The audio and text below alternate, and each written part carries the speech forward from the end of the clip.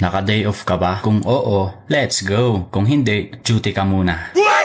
Ngayong araw na ito ay may nagyaya sa akin sa Dragon Castle. Hindi naman ako nagagandahan doon pero since may nagyaya, pupunta ako syempre. Content na to eh. So ang una palang gagawin dito pag pumunta ka dito ay kailangang mag-register at magbayad na din. Akala ko nga konti pa lang ang tao pero nung bumaba kami, marami pala ditong nakapila sa waiting area. Umupo na nga kami habang naghihintay na matawag ang aming numero. May babae nga na nag-a-announce ng number. Binibilangan niya kung ilang tao ang nasa isang numero para pagkasyahin sa van. Natawag nga rin yung numerong hawak namin at nakasakay na nga. Ang van pala na ito ay nirentahan din para maghatid sundo sa mga papunta at pabalik sa Dragon Castle. Dumating na nga kami sa Dragon Castle at kakaiba nga ang disenyo. Mababasa nga sa entrance ang nakasulat na Dragon Treasure. Naglibot nga ako baka makita ko ang literal na treasure dito. Maraming ang tao dito na kumukuha ng mga larawan. Dito ko nga nakita ang piraso ng gold na inaapakan ng isang himahe. Napaisip nga ako kung ito ba yung treasure. Umakyat na nga ako at napagtanto ko na hindi pala tapos ang tourist attraction na ito. Ginagawa pa nga lang ang ibang part dito. Nakita ko nga ito para yatang may ginagawang cave dito o kaya naman may hinuhukay na kayamanan. Maganda nga rin dito sa itaas dahil may pininturahang gold na mga bato. Matingkad nga ang kulay nito, aakalain mo talagang totoo. Hula ko nga yung imahinasyon ng nagdisenyo nito ay mahilig manood ng movies na gawa sa England kasi design pa lang ng mga bato at may flag pa. Tingin ko nga yung karakter na nakaapak sa bato ay si King Arthur. Marami pa nga rin mga turista ang pumapasok at ganun din ang lumalabas. Habang kami ngayon naglalakad palabas, namangha ako sa hagdanan ito kung saan nasa gitna ng malalaking bato. Yung CR nga pala dito ay may kalayuan. Kailangan mo ang bumiyahe Luzon to Mindanao. Pwede ka nga rin magpa-picture habang nakasakay kay Petrang Kabayo. At may aso nga din. Sumakay na nga kami pabalik sa waiting area. Grabe mga ka-day off. Kompleto na naman aking day off. Salamat naman sa nagyaya. Ikaw, kailan ka magde-day off?